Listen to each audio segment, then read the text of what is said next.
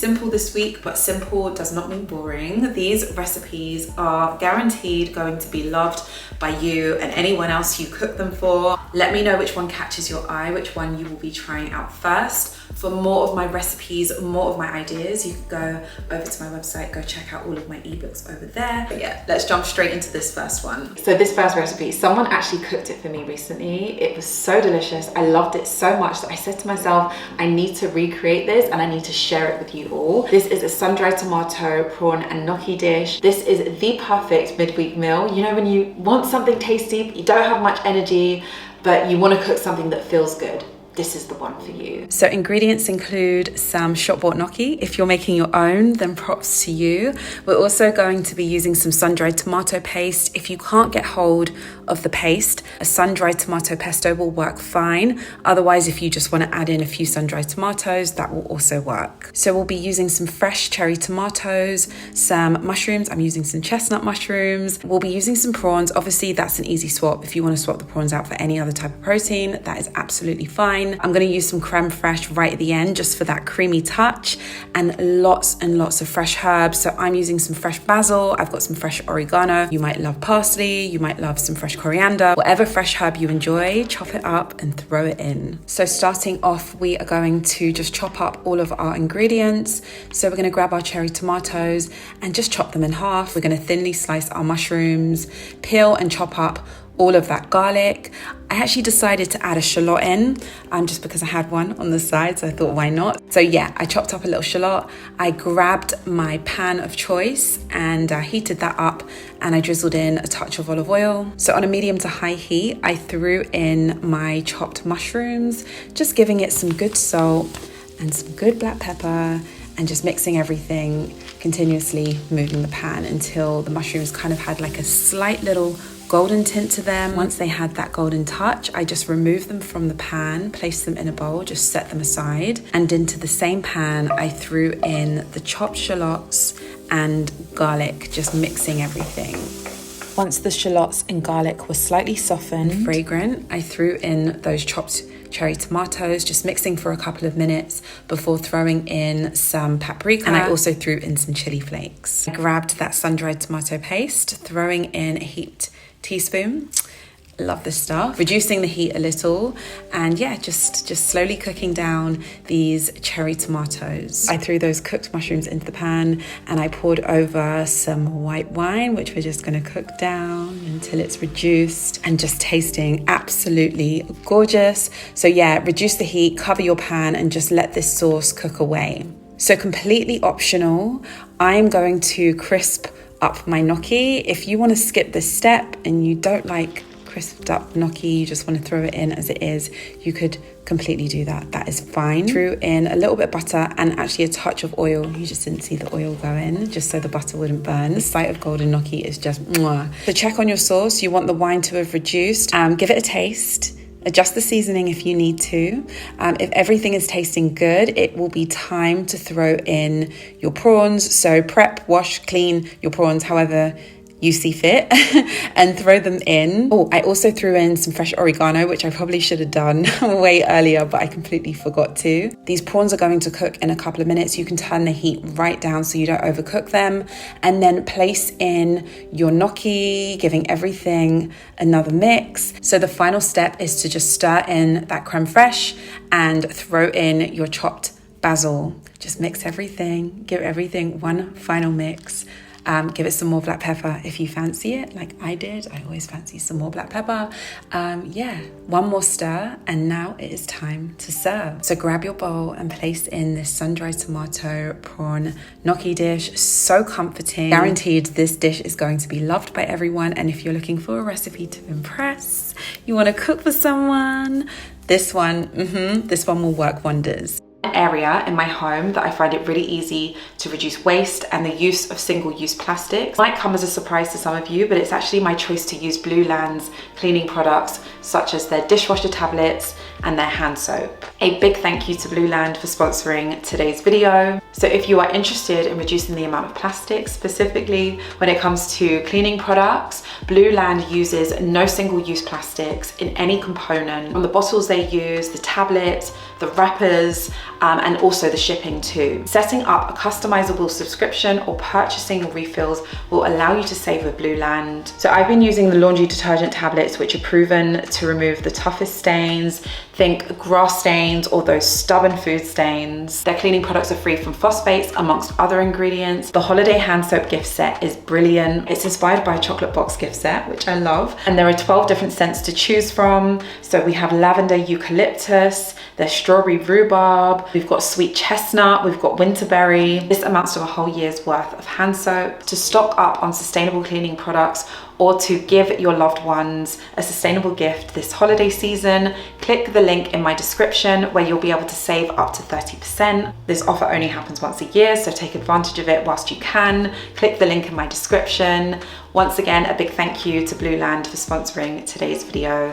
Let's jump into the next recipe. This is my kale, mushroom, and butterbean cheesy bake. This week, I was just craving the ultimate comfort dish, and for me, this one has it all. It ticks all of my boxes. We're gonna cook down mushrooms, leeks, kale, whip up a really yummy, delicious cheesy sauce, throw some butter beans in there, top it with breadcrumbs so it goes golden and almost crispy in the oven. Just talking about this is actually making me very excited. So we will be needing some butter beans. I've never tried it with any other type of bean because butter beans just work so well. I've never been tempted to swap it for another type of bean, but I guess you could, you probably could. So mushrooms are making another appearance. We're just gonna be using, again, some chestnut mushrooms and some gorgeous cavelo nero. So we'll be using some leeks. I feel like leeks are one of the star ingredient in this recipe. So yeah, definitely needed. I'm using some cheddar. So we're gonna start off by finely chopping up our shallots, finely chopping up our fresh garlic. So we're gonna finely slice up our mushrooms. Once our mushrooms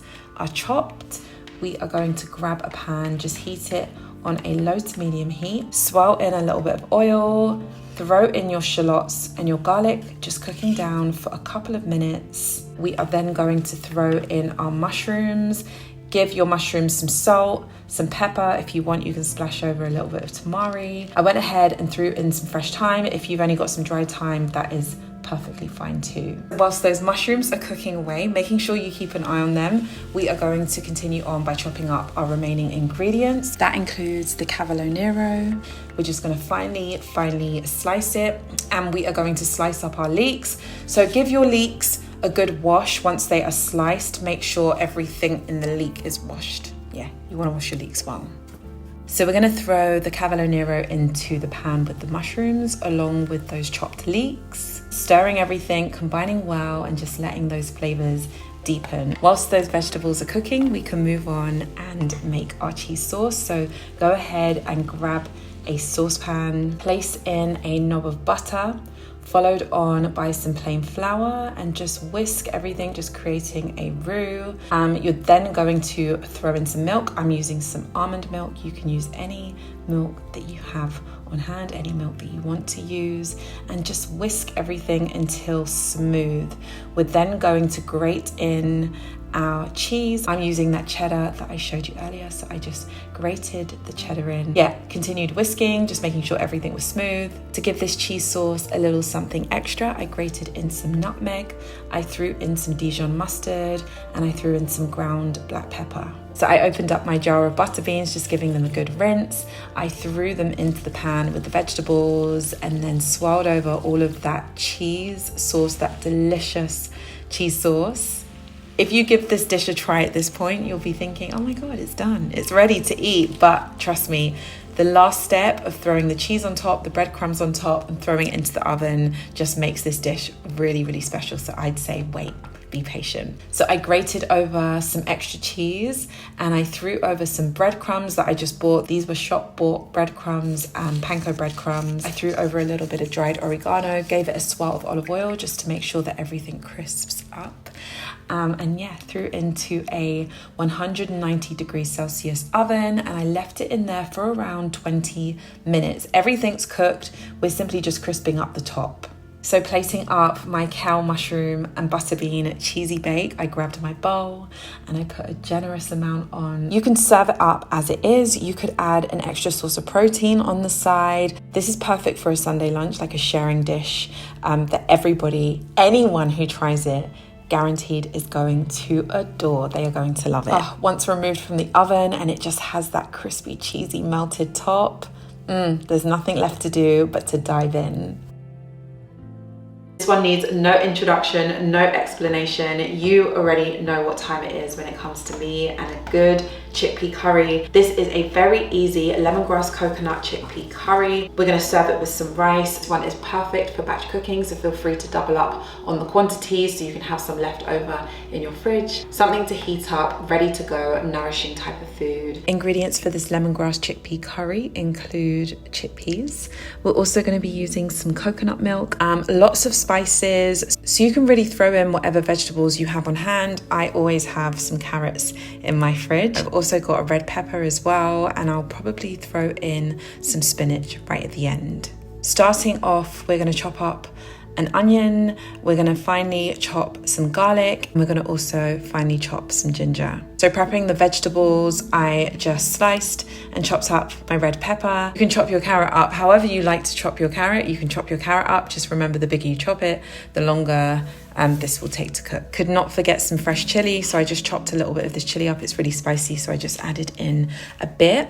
I grabbed my pan and heated it. I threw in a little touch of coconut oil and then threw in my onions, garlic, ginger and the chili. For the spices, the fennel seeds, the cumin seeds and the coriander seeds, I just threw them into my pestle and mortar, and then I threw the crushed spice seeds into the pan. Still on kind of like a low heat because we don't want to burn the seeds, just mixing everything. So we're also going to be needing some lemongrass paste or some fresh lemongrass. Either one will work well. Placed in a little bit of tomato paste. I then threw in the turmeric powder before pouring in my coconut milk. I usually throw coconut milk right at the end, but this is the main liquid that this curry is going to cook in, so I have no option but to throw it in at this stage, just in case anyone's wondering why I'm throwing it in so early. That's why. So grab your chickpeas. If you're using shop bought, I'd suggest just giving them a good rinse, a good wash.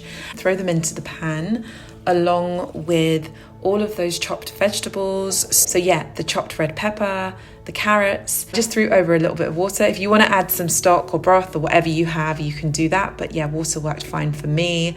I covered my pan, reduced the heat, and I cooked it for about, I'd say about 20-25 minutes. Keep an eye on it, just stirring it every now and then. So once the curry was cooked, I threw in some fresh baby spinach, just letting that cook down for maybe a minute or so.